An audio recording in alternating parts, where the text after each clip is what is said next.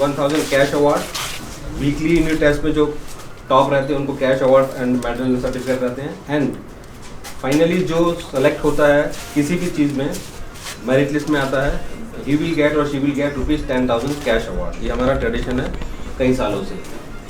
और एक लड़का अभी हमारा अपनी नेवी की ट्रेनिंग कंप्लीट करके आया है, तो आज 10,000 का कैश अवार्ड उसको आपके सामने मिलेगा, सो दैट मोटिवेशन भी रहे, मोटिवेशन और एक तरह से ये भी रहे कि यस अभी जो आप जिस रास्ते पे जा रहे हैं आपको हर जगह हर कदम पे सक्सेस पे कुछ ना कुछ मिलेगा।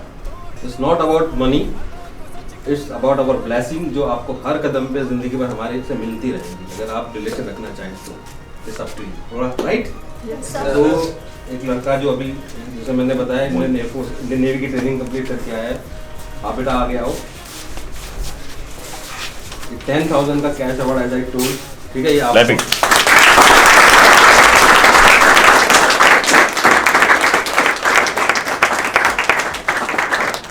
नमस्कार, Sandeep sir, Doon Defence Academy के लिए देहरादून से मैं अनिल रावत। जैसा कि आप जानते हैं जो युवा है इन पे एक प्रेशर होता है एग्ज़ाम का पास करने का, लेकिन जो 3 एग्ज़ाम देने के बाद जब वो अपनी हिम्मत हार जाते हैं। लेकिन हमारे साथ है मोहित संगधर जिसने 8 बार एग्ज़ाम दिए हैं, तो 8वीं बार फाइनली नेवी में सिलेक्शन हुआ है। तो अब हम चाहेंगे कि मोहित अपने बारे में खुद बताएं। जय हिंद टू ऑल। मैं मोहित संगधर EVRSSR। मैं यहाँ DDA में 2021 बैच का छात्र हूँ। जब मैं यहाँ DDA में आया तो मैं कुछ नहीं जानता था एक डिफेंस के बारे में, डिफेंस लाइफस्टाइल के बारे में मुझे कुछ नहीं पता था। तो मुझे यहाँ आकर पता चला कि डिफेंस में कौन कौन से एग्जाम होते हैं, कैसे कैसे मेहनत की जाती है, क्योंकि यहाँ 1000 ऑफ स्टूडेंट पढ़ाई करते हैं, उनमें एक मैं भी था। तो उनको देखकर डिमोटिवेशन होता है, लेकिन कभी हमें रुकना नहीं है, हमें मेहनत करनी है। मैं NDA के लिए आया था, मैंने NDA की तैयारी की थी यहाँ, और सबसे पहले मैंने NDA का एग्ज़ाम निकाला 2021 में, जिसमें SSB आउट हुआ। उसके बाद लगा अभी बहुत अटैम्प्ट है, मुझे ट्राई करना चाहिए, हो जाएगा। फिर मैंने NDA की तैयारी की। इसी बीच मैंने और भी बहुत सारे एग्ज़ाम दिए। जब कोस्ट गार्ड का एग्ज़ाम दिया मेरा हो गया उसमें, लेकिन मैंने छोड़ दिया क्योंकि मेरी NDA की तैयारी चल रही थी। NDA का मेरा दोबारा नहीं हुआ, लेकिन कोस्ट गार्ड का फिर से एक बार हो गया। मैं फिजिकल देने गया उसका, लेकिन मैं फाइनल मेरिट आउट था कोस्ट गार्ड में। इसके बाद भी मेहनत चलती रही, मेरे NDA के अटैम्प्ट ख़त्म हो गए। उसके बाद अग्निवीर भर्ती आ गई और मैंने अग्निवीर का एग्ज़ाम दिया एयरफोर्स का। उससे पहले एयरफोर्स का दिया, उसकी वैकेंसी कैंसिल हो गई। अग्निवीर के एग्ज़ाम से पहले मैंने BSF का दिया, जिसमें हाइट में वार था। और बस ये इशू हमको नहीं रखना। हम DDA में आते हैं तो सबसे पहला हमारा हाइट, मेजर, वेट सब होता है, हमें सब पता होता है। तो हम उसी एग्ज़ाम के हिसाब से तैयारी करें, जैसे हमको जो रिक्वायरमेंट हमारे सही की हाइट, वेट सब कुछ हमको यहाँ बताया जाता है। मेडिकली अनफिट हो गए तो एडमिशन नहीं होता, हमें पता होता है। तो हमें सिर्फ वही देखना है जिसमें हम फिट बैठें। इसके बाद मेरा BSF हुआ, मैं हाइट में वार हुआ। उसके बाद मेरा SSC GD का जो एग्ज़ाम आया था, 52,000 भर्ती थी। मैंने बहुत मेहनत किया, लेकिन फिर भी मैं हाइट में वार हुआ। उसमें मेरी टॉप रैंकर था, NCB मिली थी मुझे। उसके बाद चलता गया, बस डिमोटिवेशन बहुत हो रहा था कि अब छोड़ दो, अब नहीं होगा। बहुत एग्ज़ाम्स ऐसे हो गए थे जो निकले थे, लेकिन मेरा सिलेक्शन नहीं हो रहा। मुझे लगा मेरे लिए कोई जॉब नहीं है, बट फिर भी एक अटैम्प्ट और करके मैंने फिर अटैम्प्ट किया।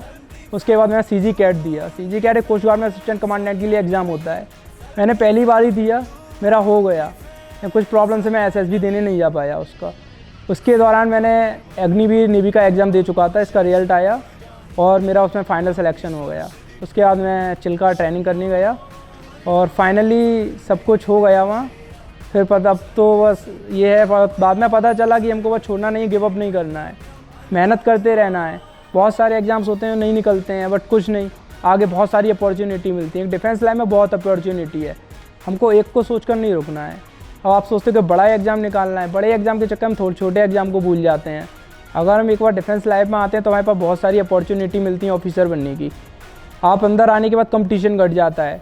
अब जैसे थाउजेंड्स ऑफ स्टूडेंट्स होंगे, लैक्स ऑफ स्टूडेंट्स से केवल थाउजेंड्स ऑफ स्टूडेंट्स रह जाते हैं डिपार्टमेंट में आने के बाद।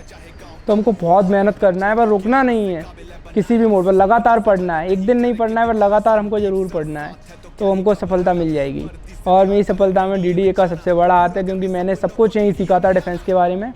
मैंने यहीं से पढ़ाई की थी, तो मेरा बेसिक स्कूल डिफेंस का यही है। यहाँ मुझे बहुत चीज़ सिखाई गई थी जो मुझे ट्रेनिंग में बहुत हेल्प मिलती है। जैसे हमको यहाँ सिखाया जाता राइट रेग, राइट टाइम, राइट प्लेस। जब मैं ट्रेनिंग में गया तो मुझे फर्स्ट डे बताया गया आपको इन 3 चीज़ों को फॉलो करना है, तो कभी पनिशमेंट नहीं मिलेगी। लेकिन हम लोग पहले से ही जानते, हम DDA में पढ़ते थे, तो हमको बताया गया है शूज़ पहनने, हमको जर्सी पहनने, हमको रिग में आना है, अपनी सही टाइम पर आना है, सही प्लेस पर। तो ये चीज़ हम सब यहीं से सीख कर गए थे, तो हमें वहाँ कोई दिक्कत नहीं हुई।